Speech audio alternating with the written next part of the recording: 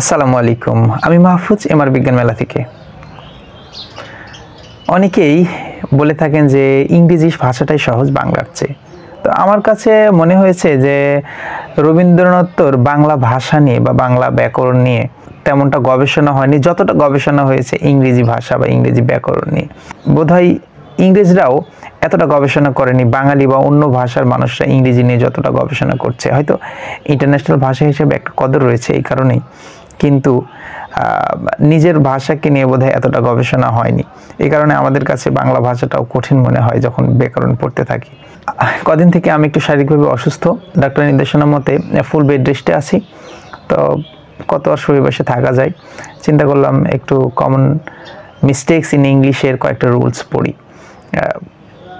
মৃত্যু একটি শব্দ, যার পরে আপনি কল্পনা করুন 8টি আলাদা প্রিপোজিশন আলাদা জায়গায় ব্যবহৃত হয়। যেমন কেউ যদি রোগের কারণে অথবা পিপাসা, ক্ষুধা, অনাহারে মারা যায়, এরপরে অফ বসে। অত্যাধিক খাটুনি অর্থাৎ ওভারওয়ার্কের কারণে কেউ যদি মারা যায়, তাহলে ডাই অফ আর ব্যবহৃত হবে না, ডাই ফর্ম ব্যবহৃত হবে।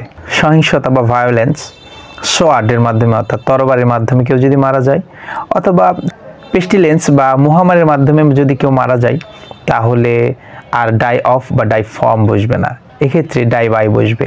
কেউ যদি অভাবের কারণে মারা যায়, তাহলে ডাই ইন বসবে। আবার কেউ যদি দেশের জন্য আত্মত্যাগ করে, সেক্ষেত্রে ডাই ইন বসবে না, সেক্ষেত্রে বসবে ডাই ফর। আবার কোনো কারণে মারা গেলেও ডাই ফর বসে।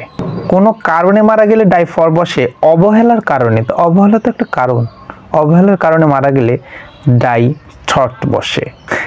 নাট্যমঞ্চে কেউ মারা গেলে ডাই টু বসে। আবার কেউ যদি ঝুঁকির মধ্যে মারা যায়, তাহলে ডায়াট বসে। যুদ্ধ কি কোনো ঝুঁকি না?